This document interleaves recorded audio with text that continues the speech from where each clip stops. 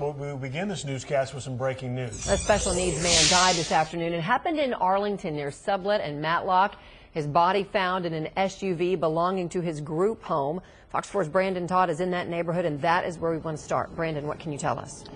Yeah, exactly. Well, we'll start with this home back behind me. That is the group home. In this driveway is a Honda CR-V. We're told by neighbors, and we want to make this clear, this is not the same Honda CR-V that the body was found in. I want to make that kind of clear. Let's start from the beginning. This morning, around 9 o'clock, here in this group home, a mentally challenged man, as well as two others that lived in this group home, got into a Honda CR-V. They went to a day camp. At some point at that day camp, two of the three were dropped off. The employee of that of this home here got back into the CR-V, drove the vehicle back here to the group home, unaware, apparently, according to police, that the man was still in the vehicle. She gets out of the vehicle, leaves it there for the majority of the day. Today at 3 o'clock, the second shift comes in. Another employee of the group home comes out to the vehicle, gets in the CR-V, starts to back it out of the driveway, looks in the rearview mirror and realizes that the man was in the back.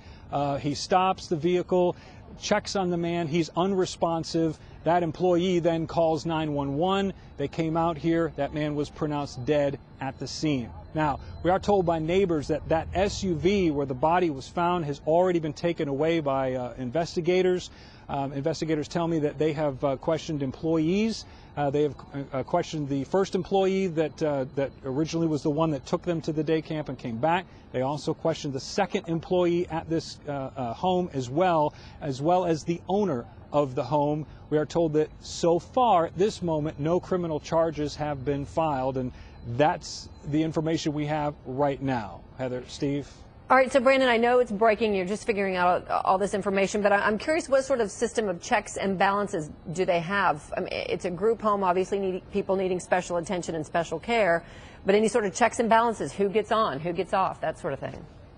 You would think so. Yeah. The same questions that we had as well. We went up to the front door, we knocked, nobody answered, the lights are off, seemingly no one is home here.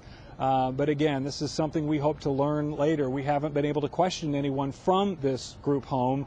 And so far, all we've talked to is neighbors. They say that for the majority of the day today, at least from 3 o'clock on, I think 3:17 was the exact time that Arlington 911 got the call. But ever since then, they had ambulances, they had fire trucks, they had police cars, several police cars on this street.